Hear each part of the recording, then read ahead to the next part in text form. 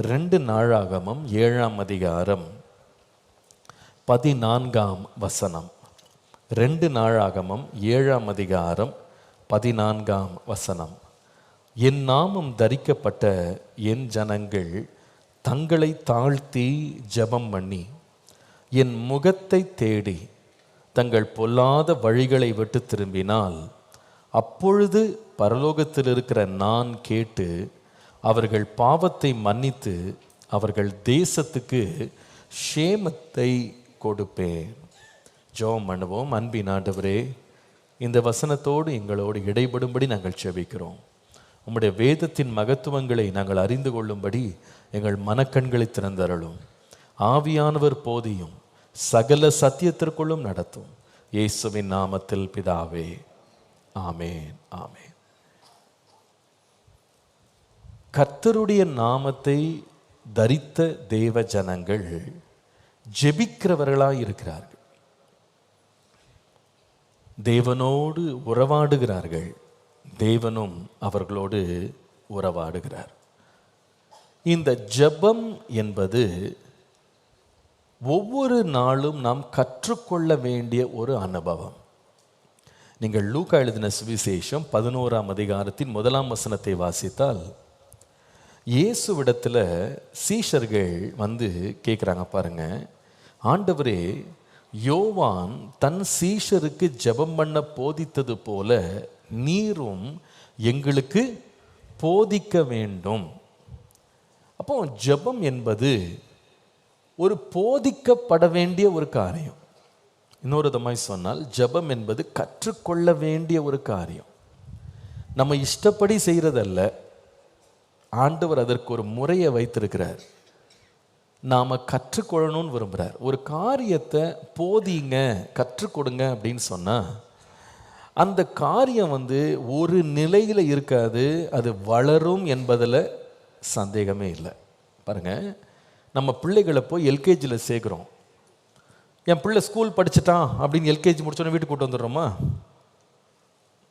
என் பிள்ளையும் ஸ்கூலுக்கு போச்சு, என் பிள்ளையும் இப்போது கல்வி கற்றவன் அப்படின்னு சொல்லி வீட்டுக்கு கொண்டு வந்துடுவோமா? இல்லை. அந்த எல்கேஜி முடிஞ்ச உடனே திரும்ப அதே எல்கேஜியில் போடுறதில்ல. அங்கேயே படிக்கட்டும், பரவாயில்ல, நல்ல வசதியாக இருக்குது, பாட்டாக சொல்லி கொடுக்குறாங்க, டான்ஸாக சொல்லி கொடுக்குறாங்க, ரைம்ஸாக சொல்லி, இது போதும் அப்படின்னு சொல்லி அங்கேயே நம்ம அடுத்த 10 வருஷம் உட்கார வைப்போமா? இல்லை. அவங்களே உட்கார வச்சுக்கிறேன்னு சொன்னால் கூட, டீச்சர் ரொம்ப நல்ல டீச்சராக இருந்தால் கூட என்ன பண்ணுவோம்? அடுத்த வருஷம் என்ன பண்ணணும் சொல்லுங்கள்? யூகேஜி போகணும். யூகேஜி போன உடனே ஃபஸ்ட் ஸ்டாண்டர்ட் போகணும். ஃபஸ்ட் ஸ்டாண்டர்ட் ரொம்ப பிடிச்சி போச்சுங்க, கிளாஸ் ரொம்ப நல்லா இருக்குது, வெறும் ஸ்பெல்லிங் தான் சொல்லி கொடுக்குறாங்க, சின்ன சின்ன சென்டென்ஸ் சொல்லி கொடுக்குறாங்க, பேகு சின்னதாக இருக்குது. யூகேஜியில் பாதி நாள்லேயே வீட்டுக்கு விட்டுறாங்க. இது போதும் என் பிள்ளைக்கு, அதிலே படிக்கட்டும், இன்னொரு 10 வருஷம் இருக்கட்டும், பிள்ளை நல்லா இருந்தால் போதும், சாப்பிட்டா போதும், பாதி நாள் வீட்டுக்கு வந்துட்டா போதும் அப்படின்னு விட்டுருவோமா? இல்லை. கல்வின்னு போயிட்டாலே, போதகம்னு போயிட்டாலே அது என்ன செய்யுதுன்னா வளருது, முன்னேறுது. ஜெபமும் அதே தான். ஆண்டவரே, எங்களுக்கு ஜெபத்தை போதிங்க, எங்களுக்கு கற்றுக் கொடுங்க அப்படின்னா, ஆரம்பம் எல்கேஜியாக இருக்கலாம், ஆனால் போக போக என்ன செய்யணும்? அதில் வளரணும், பெருகணும். 1 கொரிந்தியர் 13:11 பார்க்கும் பொழுது அப்போஸ்தலனாகிய பவுல் சொல்லுகிறார், நான் குழந்தையாக இருந்த பொழுது குழந்தையை போல பேசினேன், குழந்தையை போல சிந்தித்தேன், குழந்தையை போல யோசித்தேன். இதுதான் தப்பு இருக்கா? இதில் குழந்தையை போல பேசுறது, குழந்தையை போல சிந்திக்கிறது, குழந்தையை போல யோசிக்கிறது, இதில் ஏதாவது தப்பு இருக்கா? இல்லை. இதில் எந்த தப்பும் கிடையாது. குழந்தையாக இருக்கும்போது இப்படி தான் இருக்கணும். ஒரு குழந்தையாக இருக்கும்போது அதுகிட்ட பெரிய எதிர்பார்ப்புகள் நமக்கு இருக்காது. அது பேசுகிறதெல்லாம் நமக்கு பொன்மொழியாக இருக்கும், பேசுகிறதெல்லாம் கவிதையாக இருக்கும்ல. ஆனால் அந்த குழந்தை அதே போல் ஒரு 20 வருஷம் பேசிக்கிட்டே இருந்துச்சு வச்சுக்கிடுங்களேன். சில குழந்தைகள் பாருங்கள், தெரியாமலே அப்பாவை வாடா அப்படின்னு சொல்லும். என் பிள்ளை என்ன வாடான்னு சொல்லிட்டான்னு சொல்லி எடுத்து கொஞ்சுவாங்க. 20 வயசு பிள்ளை அப்பாவை பார்த்து வாடான்னு கூப்பிட்டா, ஐயோ என் பிள்ளை என்ன மாதிரி என்ன கூப்பிட்டான் அப்படின்னு கொஞ்சுவாங்களா? வாடான்னு சொன்ன வாய் மேலேயே பலார்னு ஒன்று விழும். யாரை பார்த்து வாடான்னு சொன்னேன்? அப்போ சின்ன பிள்ளையா இருக்காது, சின்ன மழலையாக பேசும்போது அதுக்கு ஒன்றும் தெரியாது. அது 2 வார்த்தை பேசிட்டா கூட என்ன சொல்கிறோம்? அதை பார்த்து சந்தோஷப்படுறோம். அது குழந்தையை போல பேசும், குழந்தையை போல யோசிக்கும், குழந்தையை போல சிந்திக்கும். ஆனால் பிரச்சனை என்னன்னு கேட்டால், இந்த குழந்தை அப்படியே இருக்காது, வளரும். அது இப்போ அவர் சொல்லுகிறாரு, நான் இவ்வளோ தான் பேசினேன், சிந்தித்தேன், யோசித்தேன், குழந்தைய போல பேசினேன். ஆனால் இப்பொழுது என்ன செய்துட்டேன்னா, நான் புருஷனான போது குழந்தைக்கேற்றவைகளை என்ன பண்ணிட்டேன், ஒழித்து விட்டேன். அந்த குழந்தைக்குரிய பேச்சு, பழக்க வழக்கங்கள், அந்த குழந்தையினுடைய சிந்தனைகள், அதனுடைய திறன்கள்லாம் மாறி போயிடுச்சுப்போம். ஏன்னா நான் வளர்ந்துட்டேன். இதை தான் எபிரேயரில் வாசிக்கும் போது எபிரேயர் 5:12 காலத்தை பார்த்தால் போதகராக வேண்டிய நீங்கள் தேவ வாக்கியங்கள் மூல உபதேசங்களை மறுபடியும் நான் உங்களுக்கு உபதேசிக்க வேண்டியதா இருக்கிறது. நீங்க பலமான ஆகாரத்தை அல்ல பாலை உண்ணத்தக்கவர்கள் ஆனீர்கள்னு சொல்லி எழுதுறாரு. வயசு அதிகமாயிருச்சு, ஆனால் எந்த முன்னேற்றமும் இல்லையேப்பா. சாப்பாடு இன்னும் பாலையே குடிச்சிட்டு இருக்கிறீங்க, அது எப்படி உங்களை பலம் உள்ளவர்களாக மாற்றும்? நீங்கள் முதிரணும், வளரணும் அப்படின்றாரு. அவர் சொல்லிட்டு 14ஆம் வசனத்தில் அந்த புருஷனுடைய தன்மை அவர் சொல்லுகிறார் பாருங்க. அவர் சொல்லுகிறாரு, பலமான ஆகாரமானது நன்மை தீமை இன்னதென்று பயிற்சியினால் பகுத்தறியத்தக்கதாக முயற்சி செய்யும் ஞானோந்திரியங்களை உடையவர்களாகிய பூரண வயது உள்ளவர்களுக்கே தகும். இது ரொம்ப இலக்கணமாக எழுதியிருக்கு. இப்போ நான் அதில் கொஞ்சம் உடச்சி உங்களுக்கு கொடுக்குறேன், கொஞ்சம் பீஸ் போட்டு தரேன், நீங்கள்லாம் விளங்கி கொள்கிறபடி. அப்போ இங்கே என்ன சொல்லுகிறார் அப்படின்னா, உங்கள் வயசை பார்த்தா காலத்தை பார்த்தா நீங்கள் டீச்சர்ஸாக மாறியிருக்கணும், நீங்கள் மற்றவர்களுக்கு போதிக்கிறவர்களாக மாறணும். ஆனால் நீங்கள் என்ன பண்ணால் பால் குடிக்கிற குழந்தைகளை போலவே இருக்கிறீங்க. இப்போ அவர் சொல்லிட்டு அவர் என்ன சொல்கிறாருன்னா, நீங்கள் பலமான ஆகாரத்தை சாப்பிடணும், சாலிட் ஃபுட். பாலை விட்டுட்டு சோறு சாப்பிடணும், கறி சாப்பிடணும் அப்படின்றாரு. இப்போ அந்த கறி சாப்பிடணும்னா அர்த்தம் என்ன? அவர் சொல்ல விரும்புகிற கருத்து என்னன்னு கேட்டால் அவர் சொல்கிறாரு, நீங்கள் என்ன செய்யணும்னு சொன்னால் இன்னும் திரும்ப திரும்ப பழைய காரியங்களையே அடிப்படை காரியங்களையே பேசிக்கிட்டு யோசிச்சுட்டு இல்லாமல் நீங்கள் எதில் முதிரணும்னு கேட்டால் 14ஆம் வசனத்தில் நன்மை தீமை இன்னது என்று நீங்கள் பகுத்தறியணும். You must be able to distinguish what is right and wrong, good and bad. இதை நீங்கள் டிஸ்டிங்விஷ் பண்ணணும், பகுத்து அறியணும், பிரித்து பார்க்க தெரியணும் உங்களுக்கு. இது எப்படி வரும் அப்படின்னு கேட்டால் அவர் சொல்லுகிறாரு, இது இந்த பகுத்தறியத்தக்க ஞானம் எப்போ வரும்னா பயிற்சியினால் வரும். எல்லாரும் சொல்லுங்க, நல்ல சத்தமாக சொல்லுங்களேன். பயிற்சியினால் வரும். அப்போ பயிற்சி அப்படின்றது காலம் எடுக்கும். பயிற்சி என்பதில் முன்னேற்றம் இருக்கும். இப்போ நான் ஏன் இதெல்லாம் உங்கள்கிட்ட பேசுகிறேன்னு சொன்னால், ஜெபம் என்று வரும்போது இயேசுவிடத்தில் தாங்க நினச்சதெல்லாம் பேசலாம், நினச்சதெல்லாம் கேட்கலாம் அப்படின்னு அவங்க நினைக்கல. சீஷர்கள் ஒன்று உணர்ந்துட்டாங்க, இதுக்கு ஒரு பயிற்சி தேவை, இதில் நம்ம கற்றுக்கொள்ளணும், இதில் நம்ம வளரணும். அதனால் அவங்க கேட்குறாங்க, ஆண்டவரே எங்களுக்கு ஜெபம் பண்ண என்ன பண்ணுங்க, கற்றுக் கொடுங்க, எங்களுக்கும் ஒரு பயிற்சி கொடுங்க. அப்போ அவங்களுக்கு ஒன்று விளங்கிருச்சு, அவங்கெல்லாம் ஜெபிக்கிறவங்க தான், ஜெபித்து பழகினவங்க தான், எல்லாம் யூத சமுதாயத்திலேருந்து வந்தவங்க. அவங்களுக்கு எல்லாம் ஜெபம் ஆராதனைலாம் அவங்களுக்கு இருக்குது. அவங்களுக்கு எல்லாம் ஜெப ஆலயங்கள் இருக்குது, தேவாலயம் இருக்குது, அதெல்லாம் போய் ஜெபிக்கிற அனுபவங்கள் இருக்குது. ஏன்னா அவங்களுக்கு தெரியும், இயேசுவே தன்னுடைய ஓமானத்தில் சொல்லும் பொழுது பரிசேயன் என்ன பண்ணானா, போய் தேவாலயத்தில் போய் ஜெபம் பண்ணதை பார்க்குறோம். ஆயக்காரன் கூட போய் ஜெபம் பண்ணியிருக்கிறான். அப்போ ஜெபம் என்பது ஒரு எல்லாருடைய வழக்கமாக தான் இருந்திருக்கு. அப்படி தான் நம்ம வேதத்தில் வாசிக்கிறோம். உண்மை தானே? நம்ம பார்க்கும்போது அன்னாள் தேவனுடைய ஆலயத்தை விட்டு நீங்காமல் விலகாமல் ஜெபம் பண்ணி கொண்டிருந்தாள், அப்படி பார்க்குறோம்ல. அப்போ ஜெபம் என்பது இருந்தது. ஆனால் சீஷர்கள் ஒன்று புரிஞ்சுக்கிட்டாங்க, நாம் வழக்கத்தின்படி நாம் பாரம்பரியத்தின்படி நம்ம ஜெபித்துட்டு இருக்க ஜெபம் போதாது. இயேசு ஜெபம் பண்ணுறது அவங்க பார்த்தாங்க. அப்படி தான் அந்த வசனம் சொல்லுது. இயேசு ஜெபம் பண்ணி முடித்த உடனே, வேணா வாசித்து பாருங்க திரும்ப, லூக்கா 11:1 பாருங்க. அவர் ஒரு இடத்தில் ஜெபம் பண்ணி முடித்த பின்பு, லூக்கா 11:1, அவர் ஒரு இடத்தில் ஜெபம் பண்ணி முடித்த பின்பு அவருடைய சீஷரில் ஒருவன் இயேசுவை நோக்கி, ஆண்டவரே நீரும் எங்களுக்கு ஜெபம் பண்ண போதிக்க வேண்டும். அப்போ அவங்க பார்க்குறாங்க, நாமளும் பரிசேயர்களும் பிரதான ஆசாரியர் இவங்கெல்லாம் ஜெபம் பண்ணுறதை நம்ம பார்த்துருக்குறோம், கேட்டிருக்கிறோம், பாரம்பரியமாக ஜெபிக்கிற பழக்கங்கள் நமக்கு இருக்கு. ஆனால் இயேசு ஜெபம் பண்ணுறது கொஞ்சம் எப்படி இருக்கு, ரொம்ப வித்தியாசமாக இருக்கு. அவர்கிட்ட நம்ம கற்றுக்கொள்ளணும். அப்போ ஜெபம் என்பது நாம் இன்னும் வளரணும், தேரணும், பெருகணும். இன்னும் நம்ம குழந்தைய போலவே நாம் ஜெபிக்கிற பழக்கங்கள் நமக்கு இருக்கக்கூடாது. இப்போ குழந்தைகளுக்கு எப்படி சொல்லிக் கொடுப்போம்னா, உனக்கு என்ன வேணுமோ நீ என்ன பண்ணு, ஜெபத்தில் கேளு அப்படின்னு சொல். உன் மனசில் என்ன இருக்கோ அதை கேட்டுரு. அது நம்ம சொல்கிறது தப்பு கிடையாது. ஒரு குழந்தைக்கு அது ஓகே. ஆனால் ஆவிக்குரிய வாழ்க்கையில் ஒருவர் வளரும்போது, ஒருவர் முன்னேறும்போது, புருஷனாக மாறும்போது, 10 வருஷமும் அதே ஜெபம் செய்து கொண்டிருக்கிறோம் அப்படின்னா அது சரியல்ல. பலமான ஆகாரத்தை உண்கிறவர்களாக மாறணும். ஜெபம் பண்ணும்போது கூட எது நன்மை எது தீமை அப்படின்னு பகுத்தறியத்தக்க ஒரு கிருபை நமக்கு இருக்கணும். அந்த ஞானத்தில் நம்ம வளரணும். எத்தனை பேர் வளரணும்னு விரும்புறீங்க? ஒரு நல்ல ஒரு அழுதியா சொல்லுங்க பார்ப்போம். சரி, பழைய ஜெபங்கள் எப்படிப்பட்ட ஜெபம்? என் மனசில் என்ன இருக்கோ, எனக்கு என்ன பிடிச்சிருக்கோ அதை நான் என்ன பண்ணுறேன், அப்படியே வாய் விட்டு கேட்டுடுறேன், அவ்வளோதான். இதுதான் பழைய ஜெபம். ஒரு குழந்தை அப்படி தானே கேட்கும். ஒரு குழந்தை எதை பார்க்குதோ எதை ஆசைப்படுதோ என்ன பண்ணும்? கேட்குறதோடு நிறுத்திடுமா? அடம் பிடிக்கும் பாருங்க. அது நீ வாங்கி கொடுக்கலன்னா அவ்வளோதான், எனக்கு கண்டிப்பாக எனக்கு வேணும், நான் பார்த்துட்டேன், ஆசைப்பட்டேன், அது எனக்கு என்ன பண்ணு, வாங்கி கொடு அப்படின்னு நிற்கும். எந்த நேரம் கேட்குறோன்னு கூட அதுக்கு தெரியாது. ராத்திரி 11 மணிக்கு கூட ஏஞ்சி அழுவும், எனக்கு அதை வாங்கி கொடு. கடை இல்லைம்மா, கடை மூடிருச்சுன்னு சொன்னால் கூட நம்பாது. இப்போமே எனக்கு என்ன பண்ணு, வாங்கி கொடுன்னு அழுதே தூங்கிடும். இதுதான் குழந்தை. ஆனால் ஒரு 25 வயசு பையன் 11 மணிக்கு எழுந்துச்சு எனக்கு மிட்டாய் வாங்கி கொடுன்னு அழுதான்னு வச்சுக்கிடுங்க, நீங்கள் என்னங்க சொல்லுவீங்க? நீங்கள் அது எப்படி ட்ரீட் பண்ணுவீங்க?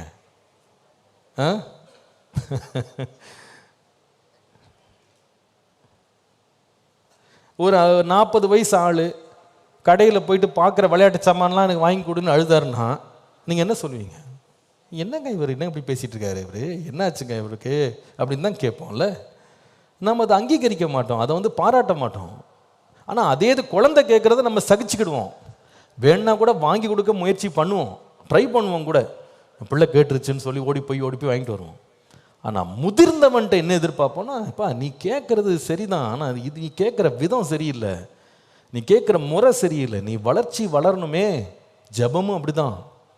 ஆரம்ப நாட்களில் நம்ம கேட்டது, நம்ம விரும்பினது, நம்ம ஜெபித்தது, முதிரும்போது வளரும்போது நம்முடைய ஜெபம் முன்னேறணும். அதில் ஒரு முன்னேற்றத்தை இன்றைக்கி நம்ம கவனிக்க போகிறோம். அப்போஸ்தலனாகிய பவுல் நல்ல ஜெபம் பண்ணுகிற ஒரு தேவ மனுஷன். அவரை குறித்து நீங்கள் வாசிப்பீங்களான்னா அப்போஸ்தலர் நடபடிகள் 9:11 வாசித்தா, இயேசுவை தமஸ்குவுக்கு போகும் வழியிலே சந்தித்த ஒரு வாலிபனாக கண் குருடாகி போய் கைத்தாங்கலாக கொண்டு போகப்பட்ட அந்த மனுஷன் அனனியாட்ட ஆண்டவர் சொல்றாரு, அந்த வீட்டுக்குள்ள சவுல் என்பவன் இப்பொழுது என்ன பண்ணி கொண்டிருக்கிறான்? ஜெபம் பண்ணி கொண்டிருக்கிறான். அப்போ அவர் ரட்சிக்கப்பட்ட நாள் முதலே என்னதுதான், அவர் வாழ்க்கையில் ஜெபம் இருந்தது. நல்ல ஜெபம் பண்ணுற மனுஷன். ஆனால் இவருடைய வாழ்க்கையில் ஜெபம் பண்ணி கொண்டிருந்தான் அப்படின்ற நிலையிலிருந்து அவர் முன்னேறின ஒரு காரியத்தை உங்களுக்கு காண்பிக்கிறேன். இப்போ அதுதான் நம்ம கவனிக்க போகிறோம். ரோமர் 15ஆம் அதிகாரம் 32ஆம் வசனம், தமிழில், இங்கிலீஷில் 30ஆம் வசனம். ரோமர் 15:32. நீங்கள் தேவனை நோக்கி செய்யும் ஜெபங்களில் நான் போராடுவது போல நீங்களும் என்னோடு கூட போராட வேண்டும் என்று நம்முடைய கர்த்தராகிய இயேசு கிறிஸ்துவின் நிமித்தமும் ஆவியானவருடைய அன்பின் நிமித்தமும் உங்களை வேண்டிக் கொள்ளுகிறேன். உங்களை ரிக்வெஸ்ட் பண்ணுறேன், எனக்காக ஜெபம் பண்ணுங்கன்னு அவர் சொல்லலைங்க. அவர் என்ன சொன்னார்? ஜெபத்தில் நான் போராடுகிறது போல நீங்களும் என்ன செய்யுங்க, என்னோடு கூட போராடுங்க அப்படின்றார். இப்போ ஜெபத்தை எந்த லெவலுக்கு கொண்டு போயிட்டாருன்னா, வேண்டுதல், விண்ணப்பம், கேட்குதல் அப்படின்றத விட்டுட்டு ஜெபத்தை என்னவா மாற்றிட்டாரு? போராட்டமாக மாற்றார். எல்லாரும் சொல்லுங்க, என்னவா மாற்றிட்டாரு?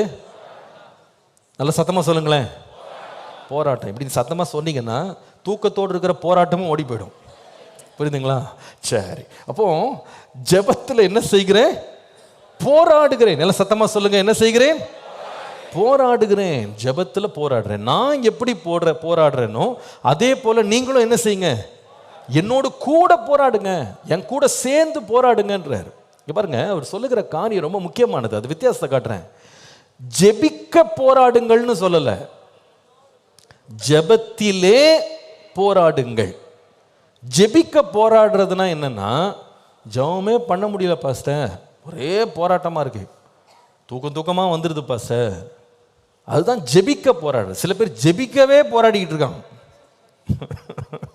அதை பற்றி நான் சொல்லலை. ஜெபிக்க போராடுறது இல்லை, ஜெபத்திலே. அப்போ ஜெபமே என்னவா மாறுதுன்னா ஒரு போராட்டமாக மாறுது. ஜெப வாழ்க்கை ஏதோ நம்ம தெரிந்த வார்த்தைகளை சொல்லி நாம் வசனிப்புகளை எடுத்துட்டு நம்ம பாட்டுக்கு நம்ம காரியங்களை சொல்றதை விட்டுட்டு ஒரு போராட்ட களமாக இறங்கி யுத்தம் பண்ற மாதிரி ஒரு இடமாக ஜெபம் என்ன பண்ணணுமா மாற வேண்டும். இது எப்படிப்பட்ட ஜெபம்னு கேட்டா ஒரு பாரம்பரிய ஜெபம் அல்ல, இது ஒரு பழக்கப்பட்ட ஒரு ஜெபம் அல்ல, இது பார்வைக்காக மனிதருடைய பாராட்டுக்காக செய்யப்படுகிற ஒரு ஜெபம் அல்ல. இது எப்படிப்பட்ட ஜெபம்னா போராடி ஜெபிக்கிறது. ஹல்லேலூயா, கர்த்தருடைய நாமத்திற்கு மகிமை. ஒரு காரியத்துக்காக போராடணும் அப்படின்னா அர்த்தம் என்ன?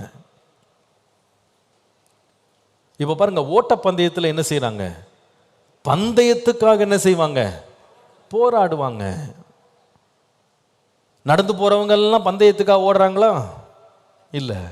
அப்போ ஒரு காரியத்தை அடையணும் அப்படின்னு நினைக்கும் போது தான் அவங்க என்ன செய்வாங்க? போராடுவாங்க. இயல்பாக ஜெபிக்கிற ஜெபம் வேற, போராடி ஜெபிக்கிற ஜெபம் வேற. ஒரு காரியத்துக்காக போராடுகிறோம் அப்படின்னா 3 வார்த்தைகள் ரொம்ப முக்கியமானது, 3 கருத்துகள் ரொம்ப முக்கியமானது. இந்த 3 நோக்கங்களுக்காக தான் ஒருத்தங்க போராடுவாங்க. நம்பர் 1 எழுதிக்கொள்ளுங்க. If you want to succeed in something you strive. ஒரு காரியத்தில் வெற்றி பெற வேண்டும் என்று நாம் என்றைக்கு நம்ம நினைக்கிறோமோ அதில் தான் நம்ம போராடுவோம். when you want to succeed, ஒரு காரியத்தில் வெற்றி பெற வேண்டும் என்ற எண்ணம் இருந்தால்தான் போராட்டம் எழும்பும். வெற்றியும் கிடையாது தோல்வியும் கிடையாதுன்னா போராட்டம் எழும்பாது. எனக்கு போட்டி இருக்கு, நான் தோற்று போகக்கூடாது, வெற்றி பெறணும் அப்படின்னா தான் போராடுவோம். 2வது, you will always strive for something that is special. அசாதாரணமான ஒரு காரியம் கிடைக்க போகிறது என்றால்தான் நாம் போராடுவோம். அசாதாரணமான காரியம் அல்லது விசேஷமான ஒரு காரியம், சம்திங் ஸ்பெஷல், ஒரு விசேஷமான காரியம் இருக்குன்னா தான் போராடுவோம், அல்லது போராட மாட்டோம். இயல்பாக அது கிடைச்சணும் அப்படின்னா நம்ம போராட மாட்டோம். அசாதாரணமான காரியங்களுக்காய் போராடுவோம். Number 3, we will always strive for something superior. எல்லாவற்றை பார்க்கிலும் மேலான ஒன்று இருக்கு அப்படின்னா நம்ம நிச்சயமா அதுக்கு என்ன பண்ணுவோம்? போராடுவோம். இதனுடைய முடிவில் ஒரு விசேஷம் கிடைக்க போகுது, எல்லாவற்றை பார்க்கல உயர்ந்த இடத்துக்கு நான் போக போறேன் அப்படின்னு நம்ம கண்டுபிடிச்சிட்டோம்னா நிச்சயமா என்ன பண்ணுவோம்? போராடும். இது எப்படி சொல்லலாம்னா, ஸ்கூல்களில் பல வகைகள் இருக்கு, பள்ளிக்கூடங்களில் பல வகைகள் இருக்கு, கல்லூரிகளில் பல கல்லூரிகள் இருக்கு, ஆயிரக்கணக்கான பள்ளிகள் கல்லூரிகள் நமக்கு தெரிந்தது இருக்கு. ஆனால் சில பெற்றோர் பார்த்தீங்கன்னா ஒரு குறிப்பிட்ட கல்லூரியில் போய் தான் பிள்ளையை சேர்க்கணும்னு என்ன செய்யறாங்க? சொல்லுங்க, அந்த வார்த்தையை சொல்லுங்க. என்ன செய்யறாங்க? போராடுறாங்க. எதுக்கு? ஏன் பக்கத்தில் இருக்கிறதும் கல்லூரி தான், பக்கத்தில் இருக்கிறதும் பள்ளி தான், ஏன் அதுக்கெல்லாம் போராட மாட்டேங்கிறாங்க? எனக்கு தெரியும், சென்னையில் சில பள்ளிகள்லாம் அட்மிஷன் வாங்குறதுக்கு பெற்றோர் ராத்திரி படுக்கை எடுத்துகிட்டு போய் ரோட்டில் படுத்துக்கிறாங்க, லைனில் நிற்கிறது. ஏன்னா இத்தனை அப்ளிகேஷன் ஃபார்ம் தான் கொடுப்போம். நாங்கள் எடுத்து சொல்லலைங்க, உண்மை. லைனில் நிற்கிறாங்க போய். ஏன்னா இந்த பள்ளிக்கூடத்தில் என் பிள்ளை படித்தே தீரணும்னு அதிகாலை 2 மணிக்கெல்லாம் போய் உட்காந்து லைனில் நின்றுக்கிட்டு படுத்து தூங்கிட்டு இருக்காங்க, லைனில் போய் நிற்கிறதுக்கு. நான் அப்போ தான் இத்தனை டோக்கன் கொடுப்பாங்க, என் பிள்ளைய போய் சேர்த்துடணும். அதுக்கு போராடுறாங்க. தங்களுக்கு தெரிந்தவங்க தெரியாதவங்ககிட்ட போய் சிபாரிசு கேட்குறாங்க, என் பிள்ளைக்கு ஏதாவது ஒரு ரெக்கமெண்டேஷன் கொடுங்க என் பிள்ளை. ஏங்க அப்படி கேட்குறாங்க? ஏன்னா அவங்களுக்குள்ள மனதில் என்ன மனம் பட்டிருக்குன்னு கேட்டால், இந்த பள்ளி ரொம்ப விசேஷமான பள்ளி, இந்த கல்லூரி ரொம்ப உன்னதமான ஒரு சுப்பீரியர் காலேஜ், எந்த இடத்துல பட்டம் கிடைக்கும், ஆனால் இங்கே கிடைக்கிறது ரொம்ப விசேஷம், ரொம்ப உன்னதமானது, இது விட்டுறவே கூடாது, இதில் நமக்கு ஏதோ ஒரு வெற்றி கிடைக்குது, இந்த கல்லூரியில் இடம் கிடைச்சிட்டாலே வெற்றி தான், பாதி வெற்றியை நான் அடைஞ்சிட்டேன். சில கல்லூரிகளுடைய பேருக்கே வேலை கிடைக்கும், உண்மை அது. ஹார்வர்ட் அப்படின்ற ஒரு பேர் உங்க ரெஸ்யூமேல இருந்துட்டா நீங்க ஒரு கோல்டன் பேபி தான். நீங்க வேலை செய்ய போற இடம் சாதாரண இடமா இருக்கவே இருக்காது. நிச்சயமா உலகத்தினுடைய தலை சிறந்த இடங்கள்ல தான் நீங்க வேலை செய்வீங்க அப்படின்றது உண்மை. என்ன மாதிரி நீங்க லோயோலா காலேஜில் படிச்சிருந்தீங்கன்னா அதுக்கு ஒரு மேன்மை இருக்கு. அப்படியாவது நம்ம மேன்மையை கூட்டிக்கலாம்னு நினைக்கிறேன். என்ன சொல்றாங்க, உண்மையா சொல்றாங்க, அதுக்கு ஒரு பெரிய மேன்மை இருக்குன்னு சொல்றாங்க. எங்க காலேஜில் சொல்லுவாங்க, just for the name Loyola college will give you a good job அப்படின்னு. ஏன்னா அதில் ஒரு டிசிப்ளின் இருக்கும், அதில் ஒரு கல்வி தரம் அதிகமாக இருக்கும். நான் படித்த காலத்தில் லோயோலா காலேஜுக்குள்ளேயே ஒரு பேங்க் இருந்தது, இந்தியன் ஓவர்சீஸ் பேங்க் இருந்தது. அந்த பேங்க்குடைய மேனேஜர் யாருன்னு கேட்டால் அவர் காமர்ஸ் படித்தவர் இல்லை, இங்கிலீஷ் லிட்ரேச்சர் படித்தவர். அவருக்கு அங்கே வேலை கொடுத்துருந்தாங்க. ஏன்னா அவங்க சொல்கிறாங்க அந்த சர்டிஃபிகேட்டுக்கு அவ்வளோ தரம் என்று சொல்கிறாங்க, அவ்வளோ விலை உயர்ந்ததாக இருக்கிறது. அப்போ இந்த மாதிரி ஒவ்வொரு பள்ளிக்கூடம் இருக்குது பாருங்கள், ஒவ்வொரு கல்லூரி, அதுக்கு என்ன செய்கிறாங்கன்னா அதை வாங்குறதுக்கு என்ன பண்ணுறாங்க சொல்லுங்கள், போராடுறாங்க. இப்போ இந்த காலம் போராடுற காலம் தானே நிறைய பேருக்கு. என் பிள்ளை எங்கே போய் சேர்க்கறது, இந்த கல்லூரியில் இடம் கிடச்சிடணும் அப்படின்னு போராடுறோம். அப்போ இங்கே ஜெபத்தில் போராடணும் அப்படின்னா சாதாரண காரியங்களுக்காக அல்ல, மேன்மையானவைகளுக்காக, உன்னதமானவைகளுக்காக, வெற்றிக்காக நான் என்ன செய்கிறேன்னா, நான் எப்படி ஜெபத்தில் போராடுகிறேனோ நீங்களும் என்ன பண்ணுங்க, எனக்காக என்ன பண்ணுங்க, போராடுங்க. அல்லேலூயா. அப்போ நீங்கள் ஒரு வார்த்தை எல்லாம் சொல்லணும். சொல்லுங்க, ஆண்டவரே போராடி ஜெபிக்கிற ஜெப வரத்தை எனக்கு தாரும். நல்ல 2 கையை உயர்த்தி சொல்லுங்க பார்ப்போம். ஆண்டவரே போராடி ஜெபிக்கிற ஜெப வரத்தை எனக்கு தாரும். பவுல் சொல்றாரு, இதை நான் போராடுறேன் ஜெபத்தில், நீங்களும் என்னோடு போராடுங்கள். நான் இன்றைக்கி பவுலுடைய ஒரு ஜெபத்தை உங்களை காண்பிக்கிறேன், ரொம்ப ஆச்சரியமாக இருக்கும். அது அவர் நாம் நினச்சிட்டு இருக்கிற எந்த குறிப்பையுமே அந்த ஜெபத்தில் அவர் சொல்லலை. ரொம்ப விசேஷமான காரியங்களுக்காகலாம் ஜெபம் பண்ணுறாரு.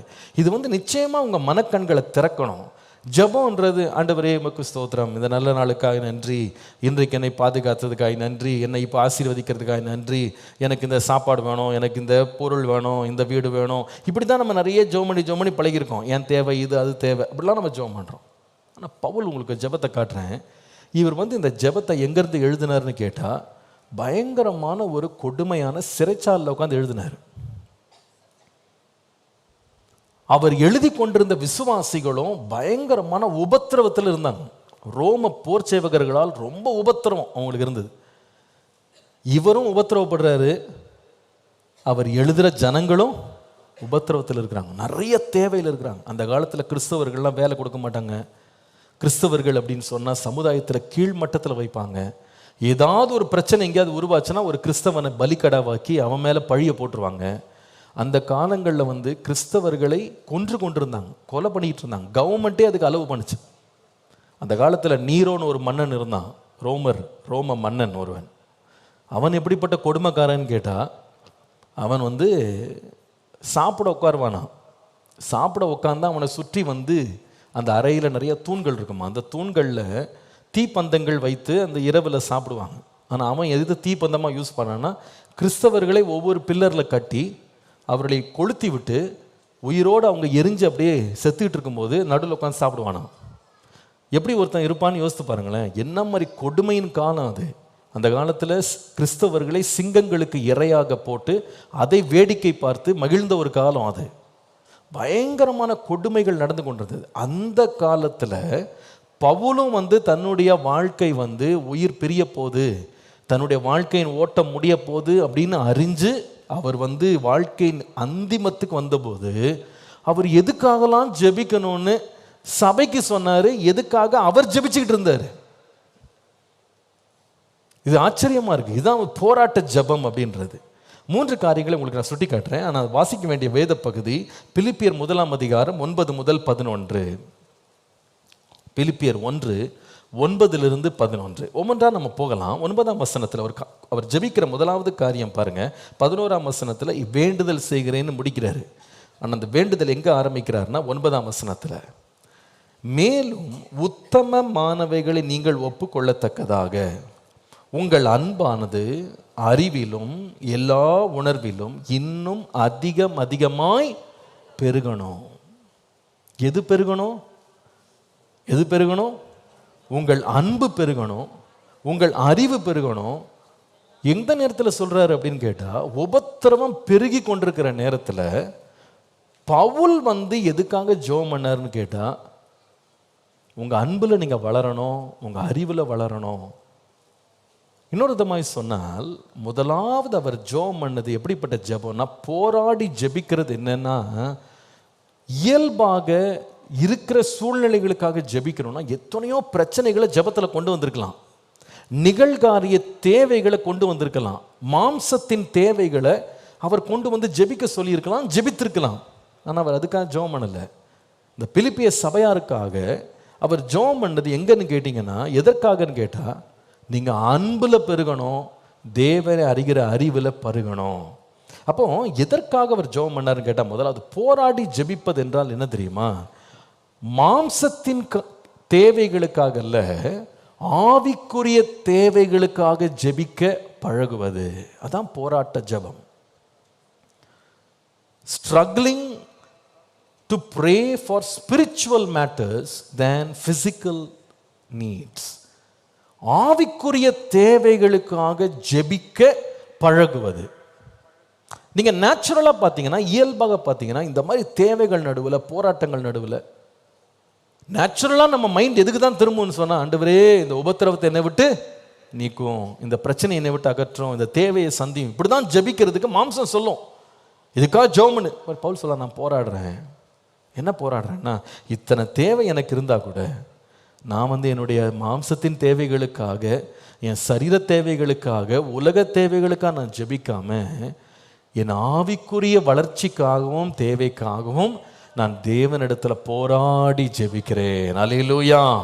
நீங்கள் தொடர்ந்து இதை பற்றி நீங்க வாசித்து கொண்டே இருக்கலாம். அப்போஸ்தலனாகிய பவுலுடைய எல்லா ஜெபங்களையும் நீங்க பார்த்தீங்கன்னா, தேவனை அறியணும், தேவனுடைய அன்புல நீங்க வளரணும், கர்த்தரை அறிகிற அறிவில் நீங்க பெருகணும், அவருடைய மகத்துவங்களை நீங்க அறியணும், இன்னும் நீங்க தேறணும். இப்படி எப்போன்னு கேட்டா, அவ்வளவு உபத்திரவங்க, அவ்வளவு போராட்டம். சில வழியில் சில பேர் என்கிட்ட சொல்லுவாங்க, பாஸ்டர் இந்த சீசனில் இதுக்காக நம்ம ஜெபம் பண்ணணும், ஏன்னா இந்த மாதிரி பிரச்சனைகள்லாம் என்ன ஆகிட்டு இருக்கு, அதிகமாகிட்டு இருக்கு. அப்போ நம்ம பொதுவாக எப்படி தான் நம்ம ஜெபத்தை வைத்திருக்கிறோம்னா, காலம் எப்படி மாறுதோ அப்படி நம்ம பிரேயரை என்ன பண்ணணும், மாறணும். அன்றைக்கு என்ன அவசர தேவையோ அந்த தேவைக்காக நம்ம ஜெபம் பண்ணணும். அன்றைக்கு என்ன பிரச்சனையாக இருக்கோ அந்த பிரச்சனையை நம்ம முக்கியப்படுத்தி நம்ம ஜெபிக்கணும். அப்படி தான் நம்ம யோசிக்கிறோம். ஆனால் பவுலுக்கு இல்லாத பிரச்சனையா, இல்லாத போராட்டமா, இல்லாத பயமுறுத்தலா, இல்லாத தேவையா, எல்லாமே அவருக்கு இருந்துச்சுங்க. அந்த தேவைகள் நடுவில் அவர் சொல்றாரு, நான் இப்படி தான் ஜெபம் பண்ணுறேன், நீங்களும் என்னோடு சேர்ந்து இப்படியே ஜெபம் பண்ணுங்க. அவனுக்கு உயிர் போக போகுது, சொத்து பறிக்கப்பட போகுது, உபத்திரவம் பெருகிட்டு இருக்கு. இவர் சொல்றாரு, நீங்கள் அதை பற்றி கவலைப்படாதீங்க, அன்புல நீங்கள் பெருகணும், தேவ அறிவில் நீங்கள் பெருகணும். இப்படி யாராவது ஒருத்தவங்க கூட சொன்னால் நீங்கள் என்னங்க சொல்லுவீங்க? ஒரு வாழ்க்கையில் ரொம்ப கஷ்டப்பட்டுக்கிட்டு இருக்கான், பயங்கர உபத்திரவத்தில் போயிட்டு இருக்கான், பதர் இதுக்கெல்லாம் ஜெபம் பண்ணாதீங்க, நல்ல தேவ அன்பு நிரம்பணும்னு ஜெபம் பண்ணுங்க, தேவ அறிவில் நீங்கள் நிரம்பணும்னு ஜெபம் பண்ணுங்கன்னா அது ஏற்றுக்கொள்வாங்களா? ஏற்றுக்கொள்ள மாட்டாங்க. மாம்சத்தின்படி யோசித்தா நம்ம நோக்கம் உடனே எங்கே போகும்னா, என்னுடைய இம்மீடியட் நீட், என்னுடைய உடனடி தேவை என்ன, அதுக்கு நான் ஜெபம் பண்ணணும், என்னுடைய சரீர தேவை என்ன, அதுதான் முக்கியம். ஆனால் இயேசு சொன்னார், எண்ணத்தை உண்போம், எண்ணத்தை குடிப்போம், எண்ணத்தை உடுத்துவோம் என்பதை குறித்து நீங்கள் என்ன பண்ணாதீங்க, கவலைப்படாதீங்க. தேவனுடைய ராஜ்யத்தை தேடுங்க, அவருடைய நீதியை தேடுங்க, இவைகள் எல்லாம் கூட கொடுக்கப்படும். அவர் ஜெபம் பண்ண சொல்றாரு, அன்புக்காக ஜெபம் பண்ணுங்க, நீதிக்காக ஜெபம் பண்ணுங்க, பொறுமைக்காக ஜெபம் பண்ணுங்க, தேவனை அறிகிற அறிவில் வளரணும்னு ஜெபம் பண்ணுங்க. இதெல்லாம் பார்த்தீங்கன்னா கண்ணால் பார்க்க முடியாத காரியங்கள், தொட முடியாத, உணர முடியாத காரியங்கள். இது நம்முடைய உணர்ச்சிக்கு அப்பாற்பட்ட ஒரு காரியம். அன்பை தொட முடியுமா? அன்பை பார்க்க முடியுமா? அன்பை கேட்க முடியுமா? ஆனால் தேவனுடைய எல்லா ஆசீர்வாதங்களும் பார்த்தீங்கன்னா, அவருடைய உன்னத ஆசீர்வாதங்கள் எல்லாமே காணப்படாதவைகள் தான். இதை தான் 2 கொரிந்தியர் 4:18 வாசிக்கிறோம். காணப்படுகிறவைகள் அநித்தியமானவைகள், காணப்படாதவைகளோ நித்தியமானவைகள். காணப்படாதவைகள் தான் நித்தியமானவைகள். இந்த காணப்படாத தேவனின் மகத்துவம், மகிமை, இதை நீங்க தேடுங்க. நான் நினைக்கிறேன் இந்த உணர்வு தான் யாருக்கு இருந்ததுன்னு கேட்டா, சாலமோனுக்கு இருந்தது. 1 ராஜாக்கள் 3:9 நீங்க வாசிக்கும் போது, உமது ஜனங்களை நியாயம் விசாரிக்கவும் நன்மை தீமை இன்னதென்று வகையறுக்கவும் அடியனுக்கு ஞானமுள்ள இருதயத்தை தந்தருளும் என்று ஜெபம் பண்ணான். ஆனா ஆண்டவர் அவனை எதுக்கு பாராட்டினார்னு கேட்டா, எப்பா நீ என்ன பண்ணலன்னா, மற்ற எல்லாரும் யார்ட்டையாவது வந்து உனக்கு என்னப்பா வேணும் அப்படின்னு கேட்டிருந்தா அவங்க என்ன கேட்டிருப்பாங்கன்னா, நீடித்த ஆயுசை கேட்டிருப்பாங்க, அவங்க செல்வத்தை பொன்னையும் பொருளையும் கேட்டிருப்பாங்க, அவர்கள் சத்துருக்களுடைய ஜீவனை கேட்டிருப்பாங்க, அவர்கள் வலது பக்கத்தில் யார் உட்கார போறா, இடது பக்கத்தில் யார் உட்கார போறா, இதுதான் அவங்க யோசிச்சிருப்பாங்க. ஆனால் நீ எதை கேட்டேன்னு சொன்னா, பணத்தையும் கேட்கல, பொருளையும் கேட்கல, சத்துருக்களுடைய ஜீவனையும் கேட்கல, நீடித்த ஆயுசை கேட்கல. நீ எதை கேட்ட? எனக்கு ஞானத்தை தாரும். இதை கேட்ட அப்படின்றதுக்காக ஆண்டவர் சொல்றாரு, நீ கேளாத ஐஸ்வர்யத்தை, கனத்தை, மகிமையை நான் உனக்கு தருவேன். அல்லேலூயா. நான் நினைக்கிறேன் நம்ம வளரணும், முன்னேறணும், முதிர்ச்சி அடையணும் ஜெபத்தில்னு சொல்லும்போது எதற்காக நம்ம அதிகமாக ஜெபிக்க போகிறோம்? மாம்சத்திற்குரிய கிரியைகளா? ஆவிக்குரிய காரியங்களுக்காய் ஜெபிப்பேன். அதாங்க முதிரணும், அதான் வளரணும். ஜெபம் பண்ணும்போது இது போராட்டமாகவே இருக்கும். ஆண்டவரே இந்த உடனே இது தேவையை உடனே ஜெபம் பண்ணிடலாமே, இந்த பிரச்சனைக்காக உடனே ஜெபம் பண்ணிடலாமே.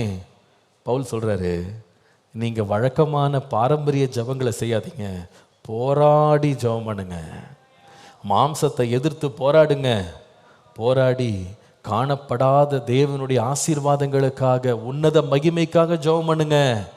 அந்த உன்னத ஆசீர்வாதங்களுக்காக ஜெபம் பண்ணுங்க. இந்த அழிந்து போகிற பொண்ணுக்காக, பொருளுக்காக நீங்கள் ஜெபிச்சிடாதீங்க. எதுக்கு ஜெபம் பண்ணுங்கன்னா, தேவனுடைய ராஜ்யத்துக்கு அடுத்தவைகளுக்காக நீங்கள் ஜெபம் பண்ணுங்க. அல்லேலூயா.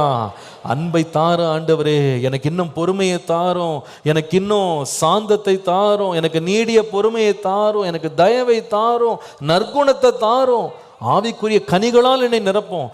கர்த்தர் இதையெல்லாம் நமக்கு கொடுத்துருவாரானா, நான் நிச்சயமாக சொல்கிறேன், கேளாத ஐஸ்வர்யத்தையும் கனத்தையும் எல்லா தேவைகளையும் தேவன் கூடவே தர வல்லவராக இருக்கிறார். அல்லேலூயா. இப்போ போராடி ஜெபிக்கிறதுனா என்னன்னு கேட்டால், மாம்சத்துக்காக ஜெபிக்க வேண்டிய நேரத்தில் அதை விட்டுட்டு தேவனுக்கு அடுத்தவைகளுக்காக ஜெபிக்கிறது. ஆவிக்குரிய வாழ்க்கையின் தேவைக்காக நான் முக்கியப்படுத்தி ஜெபிக்கிறது. என் மாம்சம் சொல்லும் நீ இந்த தேவைக்காக ஜெபம் பண்ணிடுன்னு, ஆனால் ஆவியானவர் சொல்லுவார், அதை விட்டுரு, அதை நான் பார்த்துக்கிறேன், நீ ஆவிக்குரியவைகளுக்காக நீ ஜெபம் பண்ணு, உன்னதத்திற்குரிய காரியங்களுக்காக ஜெபம் பண்ணு. அப்படி ஜெபிப்போமானால் நிச்சயமாகவே நம்முடைய ஜெபத்தை கேட்டு பதிலளிக்க தேவன் வல்லவராக இருக்கிறார். அப்போ போராடி ஜெபம் அப்படின்றது என்னன்னா, மாம்சத்தின்படி ஜெபிக்கிறது இல்லை, ஆவியானவர் நம்மை நடத்துகிறபடி ஆவிக்குரிய உன்னத காரியங்களுக்காக நம்ம ஆசைப்பட்டு ஜெபிக்கிறது. அதான் பவுலுடைய போராட்ட ஜெபம்.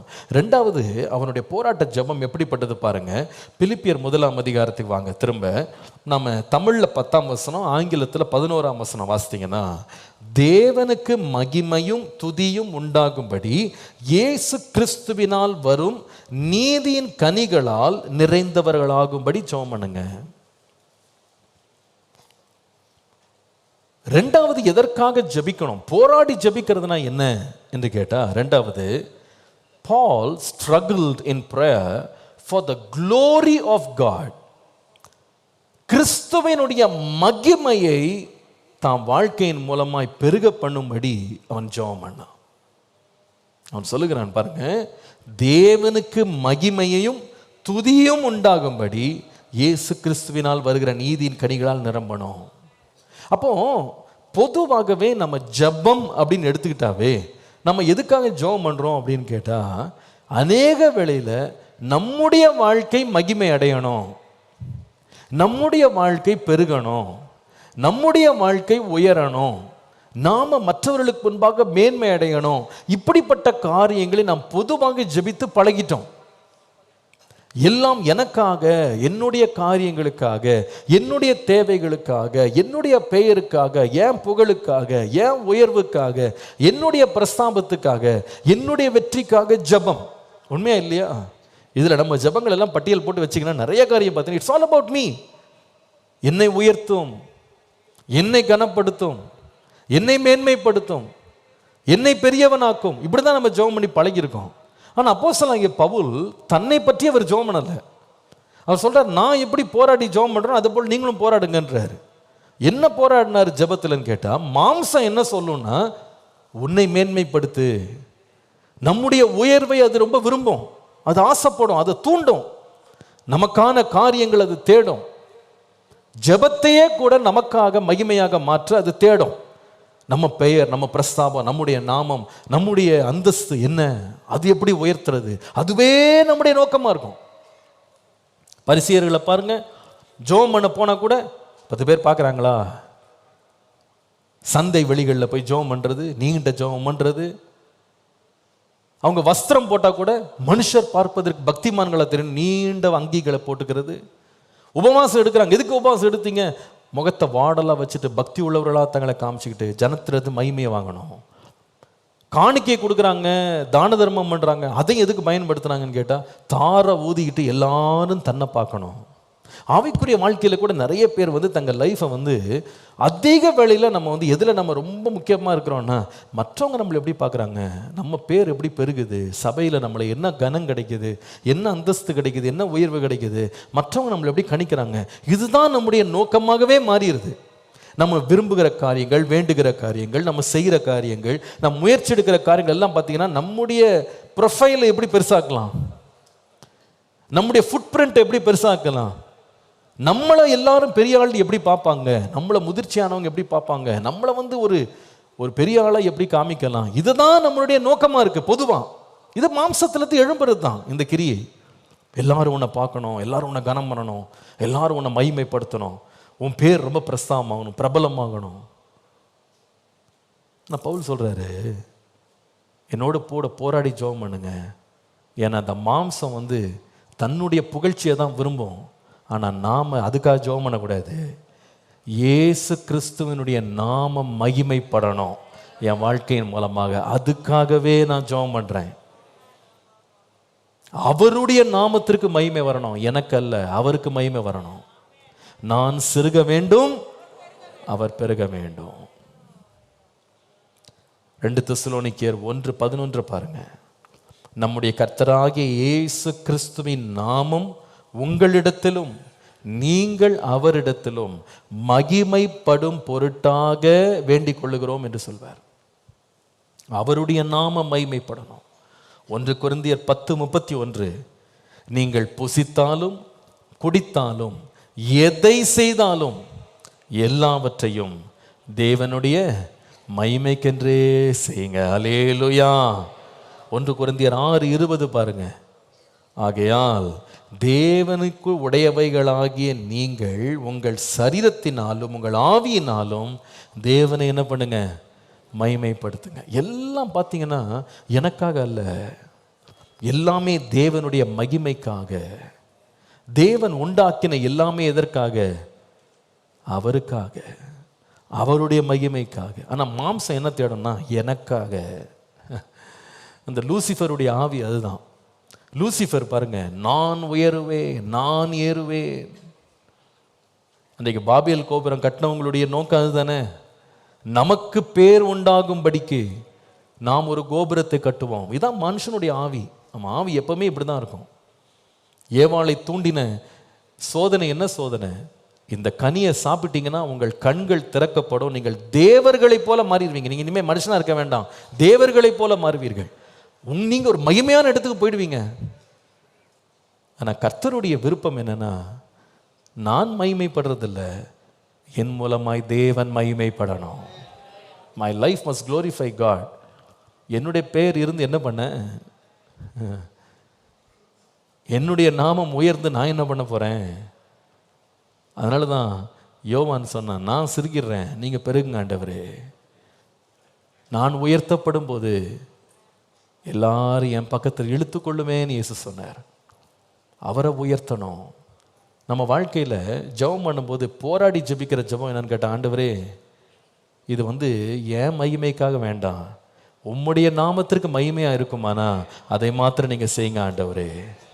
என் பேர் வருதோ, என் புகழ் முடிவில் கிடைக்குதோ அது எனக்கு அவசியம் இல்லை. நான் ஒரே ஒரு நோக்கத்துக்காக தான் ஜெபம் பண்ணுறேன். என் மாம்சம் சொல்லுது, உன்னுடைய பேருக்காக ஜெபம் பண்ணு, உன் புகழுக்காக ஜெபம் பண்ணு, நீ நினச்சது நடக்கணும்னு ஜெபம் பண்ணு. ஆனால் ஆவியானவர் சொல்வார், உனக்காக நீ ஜெபம் பண்ணாத, தேவனுடைய நாமம் என்னில் மகிமைப்படணும். இது முடிவு தேவனுக்கு மகிமையாக இருக்கணும். எனக்கு பேர் வராமல் போயிட்டா பரவாயில்ல. பவுல் சொல்றது போல நாங்கள் துடைத்து போடுற ஒரு அழுக்கு கந்தையை போல துணியை போல இருக்கிறோம். பரவாயில்ல, நாங்கள் இந்த உலகத்தில் இழிவானவைகளாக கருதப்படுறோம். பரவாயில்ல, நாங்கள் மனுஷரால் நிந்திக்கப்படுறோம். பரவாயில்ல, அவமதிக்கப்படுறோம். பரவாயில்ல. ஆனால் எங்கள் வாழ்க்கை இயேசுவுக்கு நற்கந்தமாக அவருக்கு மகிமையாக வந்துட்டா போதும். அல்லேலூயா. அதே தான் மத்தேயு 5:14 பார்த்தா, இந்த உலகத்துக்கு நீங்கள் உப்பாக இருக்கிறீங்க, இந்த பூமிக்கு உப்பாக இருக்கிறீங்க, இந்த உலகத்துக்கு வெளிச்சமாக இருக்கிறீங்க. 16ஆம் வசனத்தில் மனுஷர் உங்கள் நற்கிரியைகளை கண்டு பரலோகத்தில் இருக்கிற தேவனை பிதாவுக்கு மகிமை உண்டாகும்படி உங்கள் வெளிச்சம் அவர்களுக்கு முன்பாக பிரகாசிக்க கடவது. என் கிரியைகளை பார்க்கும்போது கர்த்தரை மகிமைப்படுத்துகிறோம். என்ன மகிமைப்படுத்திடக்கூடாது, என்ன உயர்த்திடக்கூடாது. நான் சொல்லுவேன், ஜெபம் போராடி ஜெபிக்கிறதுனா, முதலாவது நான் சொன்னேன், சரீர தேவைகளுக்காக ஜெபிக்கிறத நிறுத்திட்டு ஆவிக்குரிய தேவைகளுக்காக நான் ஜெபிக்கணும். அந்த உணர்வு எனக்கு இருக்கணும். ஆண்டவரே, நான் இவ்வளோ பொருளையும் பணத்தையும் உங்கள்கிட்ட கேட்குறேனே, ஆனால் என் ஆவிக்குரிய வாழ்க்கை அப்படி வறட்சியாக இருக்கே, அன்பில்லாதவனாக இருக்கிறேனே, பொறுமை இல்லாதவனாக இருக்கிறானே, அதில் தானே எனக்கு உம்முடைய கரம் வேண்டும். அதற்காய் நாம் ஜெபிக்கும்போது, காணப்படாதவைகளுக்காய் ஜெபிக்கும்போது காணப்படுகிறவைகளை கர்த்தர் நமக்காய் தருவார். முதிர்ச்சியான ஜெபம். ரெண்டாவது, போராடி ஜெபிக்கிற ஜெபம்னா என்ன? என்னுடைய மகிமைக்காக ஜெபிக்கிற ஜெபம் அல்ல, எனக்கு பேருண்டாகும்படி ஜெபிக்கிற ஜெபம் அல்ல. ஆண்டவரே, உம்முடைய நாமத்தின் மகிமைக்காக நடக்கட்டும் ஆண்டவரே, அதற்காகவே நான் ஜெபிக்கிறேன். அல்லேலூயா. மூன்றாவது, கடைசியாக அவர் போராடி ஜெபம் பண்ணதில் ஒரு ஜெபத்தினுடைய அந்த மூன்றாவது பகுதி, பிலிப்பியர் 1:9-11 வாசிக்கும் போது 11ஆம் வசனத்தில் பாருங்க, அவர் ஜெபிக்கிற மூன்றாவது குறிப்பு என்ன? நீங்கள் கிறிஸ்துவின் நாளுக்கென்று துப்புரவானவர்களும் இடரற்றவர்களுமாயும் இருக்க வேண்டுதல் செய்கிறேன். மூன்றாவது அவருடைய போராட்ட ஜெபம் என்னன்னு கேட்டா, இந்த பூமிக்குரியவைகளுக்காக அல்ல, நித்தியத்துக்காக ஜெபம் பண்றேன். He prayed for eternal things more than temporal things. இந்த பூமிக்கு அடுத்தவைகளுக்காக நான் ஜெபம் பண்ணல. நான் உங்களுக்காக எதுக்கு ஜெபம் பண்றேன்னு சொன்னா, நீங்க கிறிஸ்துவின் நாள் அல்லது இயேசு கிறிஸ்து வரும் பொழுது நீங்க துப்புரவானவர்களாக, சுத்தமா இருக்கணும், பரிசுத்தமா இருக்கணும், இடரலற்றவர்களாக இருக்கணும். இதுக்காக தான் நான் ஜெபிக்கிறேன். நம்முடைய ஜெபங்கள்ல ஒரு முக்கியமான பகுதி இருக்கு. முதிர்ச்சியான ஜெபம் என்ன ஜெபம்னு சொன்னா, ஆண்டவரே, இந்த ராஜ்யம், இந்த உலகம் என்னுடையது கிடையாது, நாங்க இந்த உலகத்திற்குரியவங்க கிடையாது. எங்களுக்காக ஒரு வீட்டை நீங்க கட்டிக்கிட்டு இருக்கீங்க. இங்கே நமக்கு நகரம் இல்லை, வரப்போகிறதையே நாடி தேடுகிறோம். இந்த உலகத்தில் நாங்கள் அந்நியரும் பரதேசிகளுமா இருக்கிறோம். இது ஒரு அநித்தியமான கூடாரம், இது ஒரு கூடாரம், ஒரு டென்ட். ஆனால் கைவேலை இல்லாத ஒரு நித்திய வீடு நமக்கா பரலோகத்தில் இருக்கு. நான் இந்த உலகத்தில் எப்படி இருக்கிறேன் அப்படின்றத பார்க்கலும், நான் தேவனுடைய ராஜ்யத்தில் போய் சேரணும் ஆண்டவரே, அதுதான் என்னுடைய நோக்கம். நம்முடைய ஜெபத்தில் எத்தனை பேர் நாம் ஆண்டவரே, இந்த உலகத்தின் காரியங்களுக்கா இல்லை, நான் நித்தியத்தில் போய் உம்மோடு இருக்கணும்ப்பா. இந்த லாசருன்னு ஒரு மனுஷன் இருந்தான் பாருங்க, உலகத்தில் ஃபுல்லாகவே பிச்சைக்காரன் தான். அவன் வாசல்ல தான் கிடந்தான். மேஜையிலிருந்து விழுகிற துணிக்கைகளால் தன் வயிற்றை நிரப்ப ஆசையாக இருந்து அது கூட கிடைக்காம போயிட்டான். ஆனால் பெரிய மேன்மை என்னன்னா, இந்த உலகத்தில் இவ்வளோ பரிதாப கோலத்தில் வாழ்ந்த மனுஷன் கண்களை இந்த உலகத்தில் மூடி கண்ணை திறந்தா ஆபிரகாமின் மடியில் தேற்றப்பட்டு கொண்டிருந்தான். இந்த உலகத்தில் படுற வேதனை தற்காலிகமானது, அது எத்தனை வருஷம் வாழ்ந்தான்னு தெரியல. ஆனால் மேலே தேற்றப்படுறது நித்தியமானது. இந்த உலகத்திற்குரியவைகளை ஒரு மனுஷன் தேடுவானா, அவன் யாருன்னா குழந்தை. அது எப்படிப்பட்ட குழந்தைன்னு கேட்டால், சின்ன சின்ன விளையாட்டு ஜாமான்களை வைத்துட்டு கொஞ்ச நேரம் விளையாடி சந்தோஷப்படுற ஒரு குழந்தை இருக்கு பாருங்க, அது அதுக்காக உட்காந்து அழுவுது. ஆனால் அதுக்கு தெரியாது, நீ என்ன விளையாட்டுக்கு இவ்வளோ செலவு பண்ணாலும் இது உனக்கு சாப்பாடு போடாதப்பா. அப்பா எதுக்கு பதறுவார்னா, என் பையன் 2000 ரூபாய்க்கு பொருள் கேட்குறான், 2000 ரூபாய்க்கு ஒரு விளையாட்டு சாமான் கேட்குறான், ஆனால் எனக்கு இந்த பிள்ளைக்கு சாப்பாடு போட காசு இல்லையே. ஆனால் இவன் ஆசைப்படுறது என்ன? உயிர் வாழ்றதுக்கு சாப்பாடு அவனுக்கு தெரியல, நாளைக்கு உயிரோடு இருக்க போகிறோமான்னு தெரியல. அவனுக்கு தேவை என்ன? ஒரு 10 நிமிஷம் 1 மணி நேரம் விளையாடுற ஒரு விளையாட்டு சாமான், அவ்வளோதான். ஒரு வாலிப பையன் அப்பாட்ட சண்டை போடுறான், டேடி எனக்கு இந்த பைக்கை வாங்கி கொடுங்க. 1,50,000 அப்பா சொல்லுவார், என்கிட்ட சேவிங்ஸே இல்லைடா, கடனாவது போட்டு வாங்கி கொடுங்க. இப்போ அப்பா யோசிக்கிறாரு, இந்த கடனை நான் எப்படி தீர்க்கிறது? அந்த பையன்கிட்ட போய் எக்ஸ்பிளைன் பண்ணுறாரு, எப்பா நீ கொஞ்சம் வேலை செஞ்சு கஷ்டப்பட்டு அப்பா சம்பாரித்து வாங்கிக்கோ, இப்போ என்னால் வாங்க முடியாது, வாங்கினா வீடே கடனில் போயிடும், அடிப்படை தேவைகளை கூட நம்மளால் என்ன பண்ண முடியாது, சந்திக்க முடியாது. ஆனால் அந்த பிள்ளை வந்து கொஞ்சம் முதிர்ச்சியாக இருந்தானா புரிஞ்சுக்கிடுவான், ஆமாம் டேடி சொல்கிறது கரெக்ட் தான், பைக் இல்லாமல் நம்ம வாழ்ந்துடலாம், சாப்பாடு இல்லாமல் வாழ முடியுமா, வீடு இல்லாமல் வாழ முடியுமா, பைக் இல்லாட்டி கூட பரவாயில்ல, வீடை பராமரிக்கணும், இத்தனை பேர் ஒரே சம்பளத்தில் சாப்பிட்றாங்க, எல்லாருக்கும் இந்த பணம் தேவையாக இருக்குது அப்படின்னு என்ன பண்ணுறான்னா, ஒரு முதிர்ச்சி உள்ளவன் யோசிக்கிறான். ஆவிக்குரிய வாழ்க்கையிலையும் புருஷனாக வளர்ந்தவன், போராடி ஜபிக்க தெரிந்தவன் எப்படி ஜபிக்கிறான்னா, அவன் மாம்சம் சொல்லுது இந்த உலகத்திற்குரியவைகளை தேடு, இந்த உலகத்துக்காக ஜெபம் பண்ணு. ஆனால் ஆவிக்குரியவன் எப்படி ஜெபம் பண்ணுறான்னா, இந்த உலகத்திற்குரியதல்ல, நான் ஒரு வீட்டுக்கு போய் சேரணும், தேவன் எனக்காய் ஒரு வீட்டை ஆயத்தம் பண்ணி இருக்கிறார், அல்லேலூயா, அங்கே போய் நான் சேரணும். ஆகவே அந்த நம்பிக்கைக்காக, அந்த முடிவுக்காக நான் போராடணும். கிறிஸ்துவின் நாளுக்கென்று நான் துப்புரவானவனும் நான் இடரலற்றவனுமா இருக்கணும். என் வாழ்க்கையின் பரிசுத்தத்துக்காக நான் அதிகமாக ஜெபிக்கிறேன். இந்த உலகத்தில் உள்ள பண்டமாடிகளுக்காக நான் ஜெபிக்கிறது இல்லை. இயேசுவே என்னை இன்னும் அதிகமாக பரிசுத்தப்படுத்தும், என்னை மண்டையில் இழுத்துக்கொள்ளும், என்னை இன்னும் மண்டையில் சேர்த்து கொள்ளும், உம்முடைய பரிசுத்தத்தில் பங்குள்ளவனா என்னை மாற்றும். என்ன அருமையான ஒரு ஜெபம். இந்த ஜெபம் பண்ணும்போது போராட்டமாக தான் இருக்கும். உலகத்தின் தேவைகளுக்காக ஜெபிக்கும் போது தடையே வராது, ஃப்ரீ ரோடு மாதிரி இருக்கும்.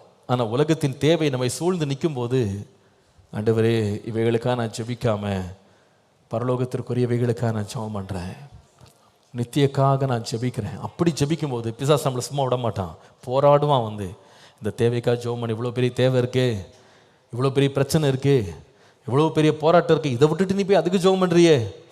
ஆனால் பவுல் சொல்கிறாரு, நான் வந்து பாரம்பரிய ஜெபம் செய்கிறதில்ல ஆண்டவரே, நான் போராடி ஜெபம் பண்ணுவேன். அல்லேலூயா. இன்றைக்கி ஆண்டற சபையில் ஒரு சேனை எழுப்பணும். என்ன சேனைன்னா, ஒரு யுத்த சேனை மாதிரி எழும்பி தேவனுக்கு முன்பாக போராடி ஜெபிக்கிறவர்களாக எழும்பணும். எத்தனை பேர் ஜெபிக்கலான்னு நினைக்கிறீங்க? அப்படிப்பட்ட ஜெபாவி கர்த்தர் நமக்குள்ளே ஊற்றணும். நம்ம ஜெபிக்கணும். 3 காரியங்கள் சொன்னேன். சரீரத்திற்குரியவைகளை அல்ல, ஆவிக்குரியவைகளுக்காக நான் ஜெபிக்கணும். அதான் போராட்ட ஜெபம். 2வது, நான் வந்து என்னுடைய மகிமைக்காக அல்ல, கர்த்தருடைய மகிமை உண்டாகணும் நான் ஜெபிக்கணும். அதான் போராட்ட ஜெபம். 3வது, இந்த பூமிக்கு அடுத்தவைகளை அல்ல, வரப்போகிற தேவனுடைய வருகைக்காக, அவருடைய ராஜ்யத்திற்கு நான் ஆயத்தமாகணும் நான் ஜெபிக்கணும், மேலானவைகளை நான் தேடணும். அல்லேலூயா. நான் ஒரு சிறு பிள்ளையாக இருந்த பொழுது சிறு பிள்ளையை போல பேசினேன், சிறு பிள்ளையை போல யோசித்தேன், சிறு பிள்ளையை போல சிந்தித்தேன். அது ஓகே, தப்பு கிடையாது. ஆவிக்குரிய வாழ்க்கையில் வளருகிற காலங்கள் இப்படிலாம் ஜெபிக்கிறது தப்பே கிடையாது. நம்ம சிந்தனை, நம்முடைய கவலை, நம்முடைய நோக்கம் எல்லாம் அற்பமான அடிப்படையான காரியங்களுக்காக இருந்திருக்கலாம், பரவாயில்ல, இருந்துட்டு போட்டோம், விடுங்க, அது கடந்தது. பின்னானவைகளை தள்ளுங்க, முன்னானவைகளை நோக்குங்க. கிறிஸ்து இயேசுக்குள்ளாய் நமக்கு இருக்கிற பந்தய பொருளுக்காக, பரம அழைப்பின் பந்தய பொருளுக்காக லக்கை நோக்கி ஓடுவோம். அல்லேலூயா.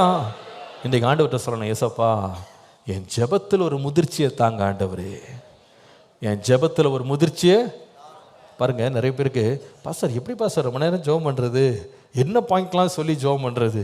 சரி, நம்முடைய சரீர தேவைகள்லாம் வச்சு ஒரு ஜெபம் பண்ணி பாருங்க. எவ்வளோ நேரம் ஜெபிக்கலாம்னு நினைக்கிறீங்க? எவ்வளோ நேரம் ஜெபம் பண்ணலாம்? நம்முடைய சரீர தேவைகள், மாம்ச தேவைகள், உலக தேவைகள், அதுக்காக எவ்வளோ நேரம் ஜெபம் பண்ணலாம்னு நினைக்கிறீங்க? கொஞ்ச நேரம் தான் ஓடும். எப்படி இந்த தேவைகள் அனித்தியமானதோ ஜெபமும் அனித்தியமானதாக முடிஞ்சிடும், சீக்கிரம் முடிஞ்சிடும். ஆனால் நீங்கள் ஆவிக்குரியவைகளுக்காக ஜெபிச்சு பாருங்க, உன்னதத்துக்குரியவைகளுக்காக ஜெபிச்சு பாருங்க, தேவனுடைய ஆவியானவரை சார்ந்து இந்த மாதிரி ஒரு லெவலில் போய் ஜெபம் பண்ணி பாருங்க, அந்த ஜெபத்தை முடிக்கவே முடியாது. ஏன்னா ஆவியானவர் இன்னும் நம்மளை ஆழங்களுக்குள்ளே எடுத்துக்கொண்டு போய்கொண்டே இருப்பார். அல்லேலூயா. நமக்குள்ள நிறைய உணர்வை தருவார், நமக்குள்ள ஒரு ஆராய்ச்சி பண்ணி ஜெபிக்க ஆண்டவர் உணர்வு கொண்டு வருவார். மாம்சத்தில் ஜெபிக்கும் போது பார்த்தீங்கன்னா, எனக்கு இந்த தேவை இருக்கே, எனக்கு இது வேணுமே, இது கிடைக்கணுமே, இப்படியே தான் நம்ம கவலைப்பட்டுட்டு இருப்போம். ஆனால் ஆவியானவர் சொல்ல, இங்கே பார்ப்பா, உன்னுடைய அன்பு இழந்து, உன் பொறுமை இழந்து, உன் நற்குணங்கள் இல்லாமல் நீ வாழ்ந்துட்டு இருக்கிறியே, இதுதான் உனக்கு தேவையா? நீ ஆவியின் கனிகளுக்காக நீ ஜெபம் பண்ணு, நீங்கள் ஜெபிச்சு ஆரம்பித்து பாருங்கள், ஆவியானவர் அப்படியே நம்மளை உடச்சி நொறுக்குவார், நம்மளை இன்னும் அதிகமாக ஏவுவார் ஜெபிக்க பண்ணும்படி. ஹல்லேலூயா. அப்படி ஆழங்களுக்குள்ளே கொண்டு போவார். இந்த காலையில் ஆண்டவரே அப்படி போராடி ஜெபிக்கிற ஒரு ஜெபத்தை எனக்கு தாங்க ஆண்டவரே. எத்தனை பேர் அப்படி ஜெபிக்கலான்னு யோசிக்கிறீங்க? பிரியமானவர்களே, நம்முடைய சபைக்கு ஒரு தரிசனத்தை கர்த்தர் கொடுத்துருக்கிறாரு. இந்த 28 நாட்கள் இதற்காக நம்ம போராடி ஜெபம் பண்ணிகிட்டே இருக்கிறோம். கர்த்தர் ஒரு ஜெபாவிய சபையில் ஊற்றணும், நம்ம ஜெபித்து கொண்டிருக்கிறோம். ஏன்னா எல்லாரும் கொஞ்சம் நேரம் கவனிங்க. நம்முடைய சபை ஜெபிக்கிறவர்கள் அப்படின்னு சொல்லும்போது கொஞ்சம் பேர் மாத்திரம் அதுக்கு கான்ட்ராக்ட் எடுத்து ஜெபிக்கிறவர்களாக இருக்கக்கூடாது. அது கடந்த காலம்.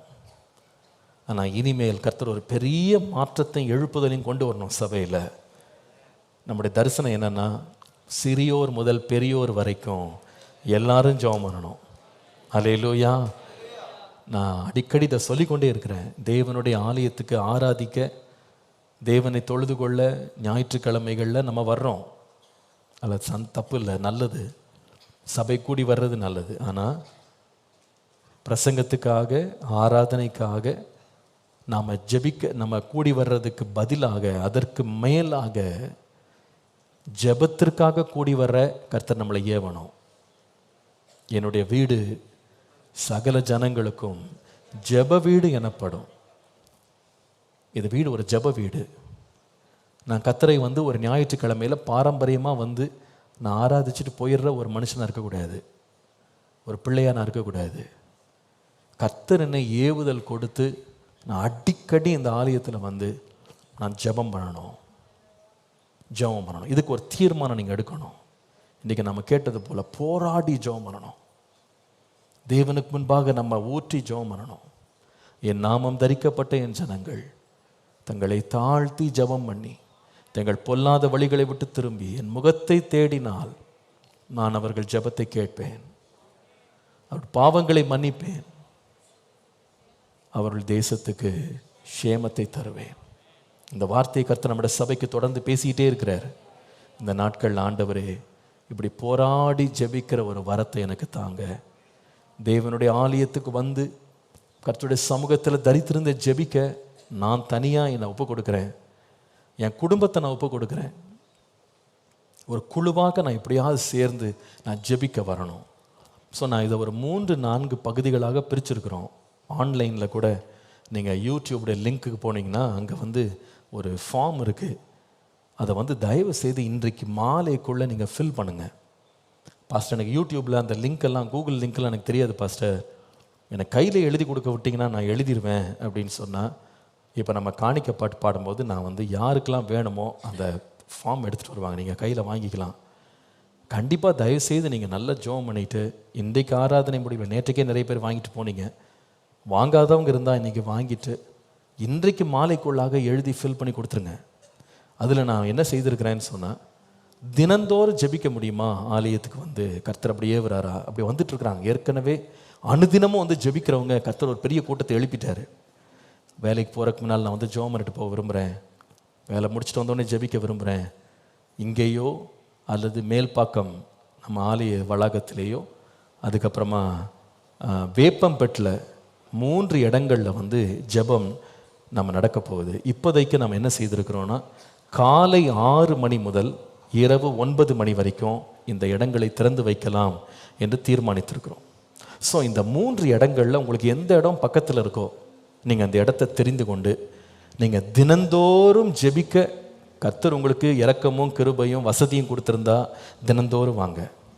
சில பேர்லாம் நான் பார்த்துருக்கேன், ஏதாவது ஒரு தெரப்பி, முட்டு வலி அப்படின்னா 28 நாள் உங்களுக்கு மசாஜ் அப்படின்னா இங்கேருந்து மவுண்ட் ரோடு கிளம்பி போகிறாங்க.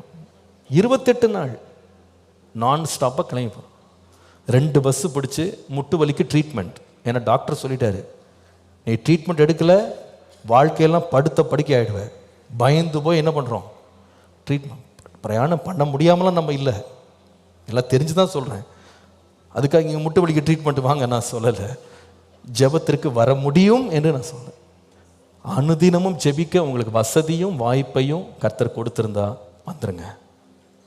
ஒருவேளை பாஸ்டர் டெய்லி எனக்கு வர்றது கொஞ்சம் கஷ்டமாக இருக்கும், நான் தூரமாக இருக்கிறேன், பரவாயில்ல, வாரத்திற்கு ஒரு முறை வர முடியுமா? 1 மணி நேரம் ஜெபிக்க வர முடியுமா? யோசித்து பாருங்க. ஒருவேளை பாஸ்டர் எனக்கு வாரத்துக்கு ஒரு முறை கூட நான் வர முடியாது, பயங்கர பிஸியாக இருக்கேன், நான் வரவே முடியாது அப்படின்றீங்களா? சரி, மாதத்திற்கு ஒரு முறை அல்லது மாதத்துக்கு ஒரு 2 முறை, 2 வாரத்துக்கு ஒரு முறை ஆகிலும் ஜெபிக்க ஒரு தீர்மானம் எடுக்கலாமா? யோசித்து பாருங்களேன். நீங்கள் வந்து ஜெபித்து பாருங்க, அதுக்கு உங்கள் வாழ்க்கை எப்படி மாறுதுன்னு பாருங்க, உங்கள் குடும்பம் எப்படி மாறுது பாருங்க. யோசித்து பாருங்களேன். நம்ம எத்தனையோ காரியங்களுக்கு எவ்வளவோ நம்ம பிரயாணம் படுறோம், எவ்வளவோ பிரயாசம் எடுக்கிறோம். தேவனுடைய ஆலயத்தில் வந்து ஜெபம் பண்ணுறதுக்கு ஏன் நம்ம தீர்மானம் எடுக்கக்கூடாது? நான் தான் சொல்கிறேன். இப்போ பாருங்கள், பிள்ளைங்கள்லாம் வாலிப பிள்ளைங்கிட்ட போய் கேளுங்களேன், ஒரு நாளைக்கு நீ எவ்வளோ ட்ராவல் பண்ணுற? ஒரு கல்லூரியில் போய் ஒரு 4 மணி நேரம் 5 மணி நேரம் படிக்கிறதுக்கு எவ்வளோ ட்ராவல் பண்ணுற? ஒரு நாளைக்கு 70 கிலோமீட்டர் ட்ராவல் பண்ணுற பிள்ளைங்க இருக்கிறாங்க. 70 கிலோமீட்டர்ஸ் பெர் டே ட்ராவல் பண்ணுறாங்க படிப்புக்காக. எங்கேயோ மாலிபுரம் கடற்கரை பக்கத்தில் கண் தெரியாத ஒரு ஊருக்கு போகிறாங்க. நம்ம தேவாலயத்துக்கு வாரத்துக்கு ஒரு முறை வர்றது கஷ்டமாக இருக்காதுன்னு நான் நினைக்கிறேன். என்ன யோசிக்கிறீங்க? அனுதினமும் ஜெபிக்க முடியுமா? வாரத்திற்கு ஒரு முறை வந்து ஜெபிக்க முடியுமா? மாதத்திற்கு குறைந்தது பேசிக் மினிமம் என்னன்னா மாசத்துக்கு ஒரு முறை ஃபேமிலியாக வந்து தனியாக வந்து தேவ சமூகத்தில் நான் விழுந்து ஜெபிக்கணும். அந்த ஒரு ஆர்வத்தை கர்த்தர் நமக்கு தருவாராக, அந்த வாஞ்சையை தருவாராக. நிச்சயமாக சொல்கிறேன், இதில் நீங்கள் ஈடுபட்டு பாருங்கள், கர்த்தரோட பெரிய மறுரூபத்தை உங்கள் வாழ்க்கையில் தருவார், பெரிய மாற்றத்தை தருவார். இன்றைக்கு அதுக்கு அர்ப்பணிக்க போகிறோம். நம்ம ஒரு பாட்டு பாடும்போது நம்ம காணிக்கைகளை கர்த்தருக்காக செலுத்தும் பொழுது அந்த வாலண்டியர்ஸ்கிட்டே நான் அந்த ஃபார்ம்ஸும் கொடுக்குறேன். யாருக்காவது வேணும்னா நான் கைப்பட எழுதி தான் ஃபஸ்ட்டு கொடுக்கணும் அப்படின்னா கைப்பட எழுதுறதுக்கு வாங்கிக்கிடுங்க. எனக்கு கூகுள் லிங்க்லேருந்து நான் எடுத்து நான் ஃபார்மை நான் ஃபில் பண்ணுறேன்னா இன்னும் நல்லது, எங்களுக்கு டைப்பிங் வேலை கொஞ்சம் குறைஞ்சிரும். கூகுள் லிங்க்கை நீங்கள் வந்து யூடியூப்பில் போயிட்டு லிங்க்கில் டிக் பண்ணிங்கன்னா உங்களுக்கு வந்துடும். வாட்ஸ்அப் மூலமாகவும் நம்ம சபையில் உள்ள வாட்ஸ்அப் எல்லா நம்பர்ஸ்க்கும் அனுப்பியிருக்கோம், அதுலேயே நீங்கள் ஃபில் பண்ணலாம். ஆனால் எல்லாரும் இதில் பங்கெடுக்கணும்னு நான் வாஞ்சிக்கிறேன். நான் அடிக்கடி சொல்கிறது போல் நோபடி இஸ் லெஃப்ட் அவுட், ஒருவரும் விடப்படக்கூடாது, எல்லாருமே இதில் பங்கெடுக்கணும். எத்தனை பேருக்கு வாஞ்ச பாஸ்டர் எல்லாரும் இதில் பங்கெடுக்கணும் நாங்கள் வாஞ்சிக்கிறோம்னு சொல்கிறாங்களோ? ஒரு அல்லேலூயா சொல்லுங்க பார்ப்போம். ரொம்ப சந்தோஷம், எல்லாரும் வந்துடணும், ஒருத்தரையும் விடக்கூடாது. நான் வந்து இந்த ஃபார்ம் எல்லாம் வந்ததுக்கப்புறமா ஒவ்வொன்றா பார்த்து விசிட்டிங் டீட்டெயில்ஸோட கம்பேர் பண்ணி பார்க்க போகிறேன்.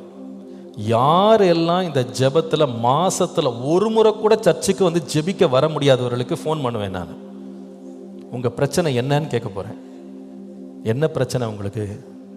ஏன் மாதத்துக்கு ஒரு நாள் கூட ஜெபிக்க வர முடியாதா அப்படின்னு கேட்பேன். பயமுறுத்துறேன்னு நினைக்காதீங்க. எப்படி ஆகிலும் நம்ம ஜெபிக்கணும்.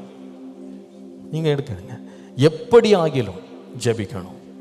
கர்த்தர் இந்த ஜெபிக்கிற ஒரு இருதயத்தை கொடுக்கும்படி நம்ம எல்லாரும் ஜெபத்தோடு இந்த முடிவு எடுக்கலாம். ஃபார்ம்ஸ் வேணுன்றவங்க கையில் உடனே வாங்கிக்கிடுங்க, வாங்கிட்டு எழுதுங்க. இன்றைக்கு மாலையில் சகோதரர்லாம் ஜெபிக்க வரப்போகிறோம், அந்த நேரத்தோட ஃபார்ம்ஸை திருப்பி கொண்டு வந்து கொடுக்கலாம். கர்த்தர் உங்களை ஆசீர்வதிப்பார். நம்ம எல்லாரும் சேர்ந்து இந்த பாடலை பாடுவோம்.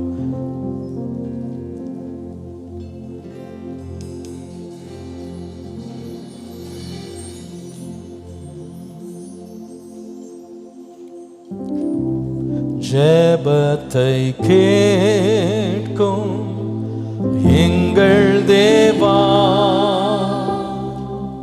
ஜெபத்தின் வாஞ்சை தந்தருளும், ஜெபத்திலே தரித்திருந்து ஜெபத்தின் காண செய்யும். ஜெபமே ஜீவன், ஜெபம் ஜெயம், ஜீவியத்திற்கு இதுவே சட்டம். ஜெபமே ஜீவன், ஜெபம் ஜெயம்,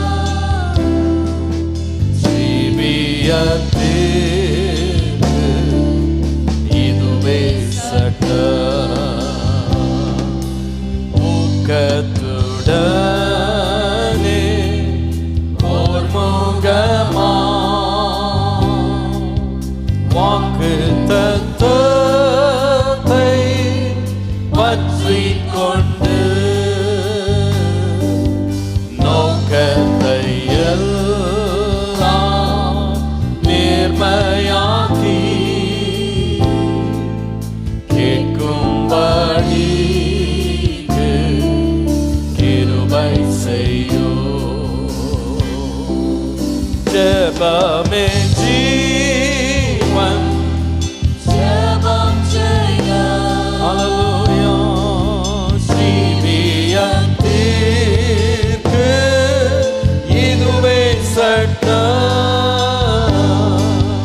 ஜெபமே ஜீவன், ஜெபம் செய்ய. ஜீவியத்திற்கு இதுவே சட்டம்.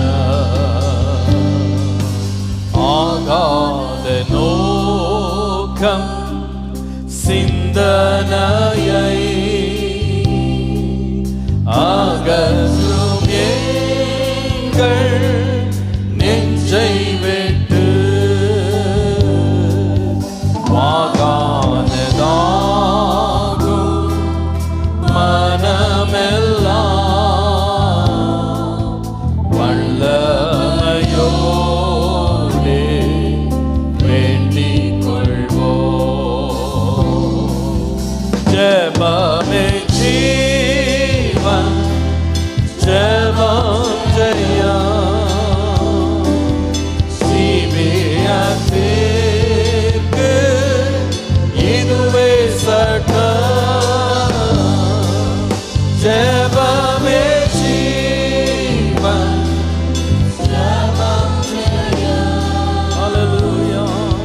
ஜீவியத்திற்கு இதுவே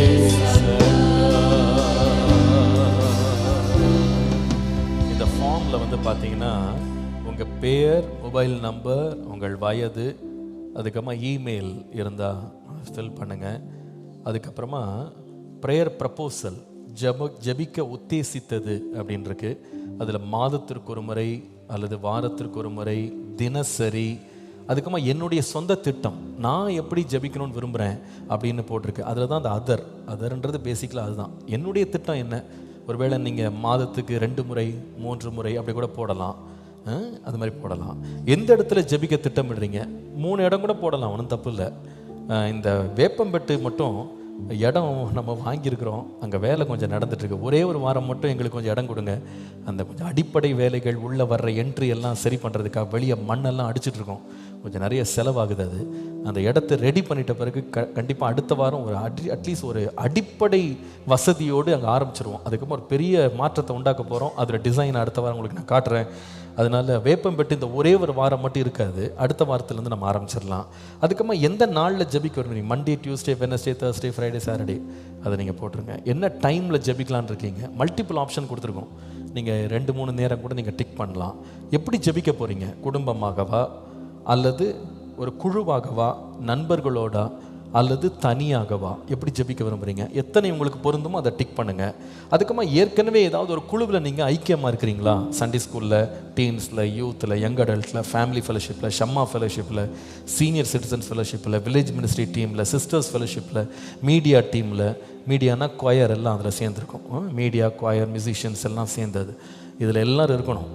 சீக்கிரமாக வச்சுருக்கேன். ப்ரேயர் பண்ணாதவங்க மீடியா டீம்லேயும் கிடையாது, மியூசிக் டீம்லேயும் கிடையாது, சண்டே ஸ்கூல் டீச்சராகவும் இருக்க முடியாது. ஊழியத்தில் இருக்கிற அத்தனை பேரும் ஜெபத்துக்கு வராதவங்கள எல்லாம் டிஸ்மிஸ், எல்லோரும் டிஸ்மிஸ் திட்டம் போட்டிருக்கேன். அதனால் மியூசிக் மட்டும் ஸ்டேஜில் வாசித்துட்டு போயிடக்கூடாது, ஜெபிக்கிறவர்களாக மாறணும். அது திட்டம் போட்டிருக்கோம். அதனால் இப்போவுமே சொல்லிடுறேன், அது ஆரம்பத்திலே சொல்லிடுறேன்.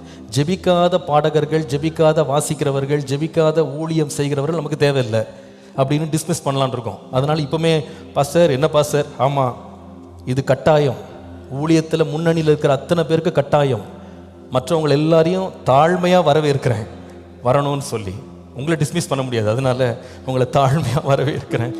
இதெல்லாம் ஏன் பாஸ்டர் அப்படி சொல்கிறீங்கன்னா, எப்படியாவது ஜெபிக்க வரமாட்டோமா? எப்படியாவது ஒரு ஜெபசேனை எழும்பாதா? அல்லேலூயா. எங்கள் தரிசனம் இதுதான், ஒருவரும் விடப்படக்கூடாது. நோபடி இஸ் லெஃப்ட் அவுட், எல்லாரும் அதில் இருக்கணும். முழங்கால் படியிடுவோம், தேவ சமூகத்தில் ஜெபம் பண்ணுவோம்.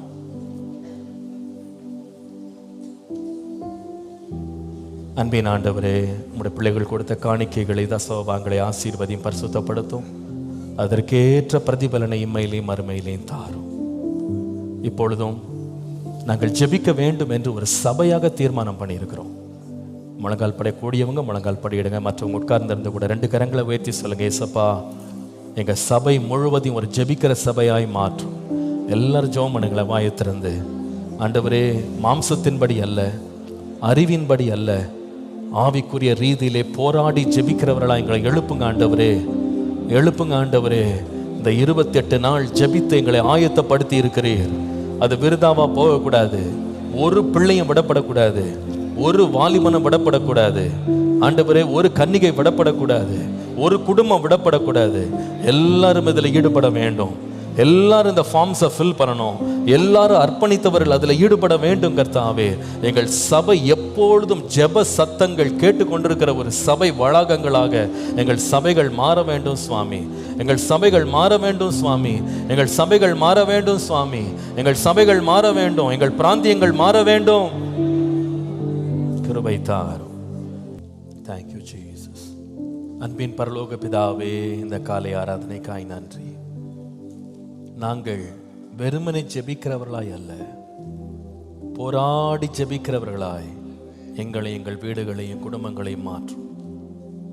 நம்முடைய வரியை காயத்தப்படுத்தும். நாளை முதல் ஆரம்பிக்க போகிற இந்த தொடர் ஜெபத்தில் நம்முடைய கரம் இருக்கட்டும். 28 நாட்கள் எங்களை ஜெபிக்க பண்ணி ஆயத்த பண்ணி இருக்கிறீர். சபை முழுவதும் உற்சாகம் அடைந்து ஒவ்வொருவர் கூட விடப்படாதபடி எல்லாரும் அதில் பங்கெடுத்து ஆசீர்வதிக்கப்பட, எங்களுடைய தனிப்பட்ட வாழ்க்கைகள், எங்கள் குடும்பம், இந்த ஊழியம், சபை முழுவதும் கர்த்தருக்கு முன்பாக காணப்பட எங்களை ஆயத்தப்படுத்தி பரிசுத்தப்படுத்தி பண்படுத்தி இந்த ஜெப வேளைகளாலே ஒரு பெரிய ஆசீர்வாதம் எங்கள் மேல் ஊற்றப்பட, திறந்த வானம் எங்களுக்கு முன்பாக இருக்க நம்முடைய ஆசீர்வாதம் அருள்மழையாய் பொழிய கிருபை தார். எங்கள் எல்லாரையும் உற்சாகப்படுத்தும். இன்றைக்கு மாலை உள்ள சகோதரர்கள் கூடுகை, குடும்ப ஐக்கிய கூட்டம் எல்லாவற்றையும் பொறுப்பெடுத்துக் கொள்ளும். இயேசுவின் நாமத்தில் பிதாவே, ஆமென். நம்முடைய கர்த்தராகிய இயேசு கிறிஸ்துவினுடைய கிருபை, பிதாவாகிய தேவனுடைய அன்பு, பரிசுத்த ஆவியானவருடைய அந்யோன்ய ஐக்கியம், சமாதானம், ஆசீர்வாதம் நம் அனைவரோடும் கர்த்தருடைய வருகை பரியந்தம் நிலைத்திருப்பதாக. எல்லாரும் சேர்ந்து சொல்லுவோம். என் ஆத்துமாவே கர்த்தரை ஸ்தோத்ரி, என் முழு உள்ளமே அவர் பரிசுத்த நாமத்தை ஸ்தோத்ரி. என் ஆத்துமாவே கர்த்தரை ஸ்தோத்ரி, கர்த்தர் செய்த சகல உபகாரங்களை மறவாதே. அவருடைய அக்கிரமங்கள் எல்லாம் மன்னித்து, நோய்களை எல்லாம் குணமாக்கி, பிராணனை அழிவுக்கு கிருபையினால் இரக்கங்களால் முடிசூட்டி, நன்மையினால் வாயை திருப்தி ஆக்குகிறார். கழுகுக்கு சமானமாய் வயது திரும்ப வாழ வைது போல் ஆகிறது. ஆமென். Praise the Lord. கர்த்தர் நம்ம எல்லாரையும் ஆசீர்வதிப்பார். கர்த்தர் நம்மோடு இருப்பார்.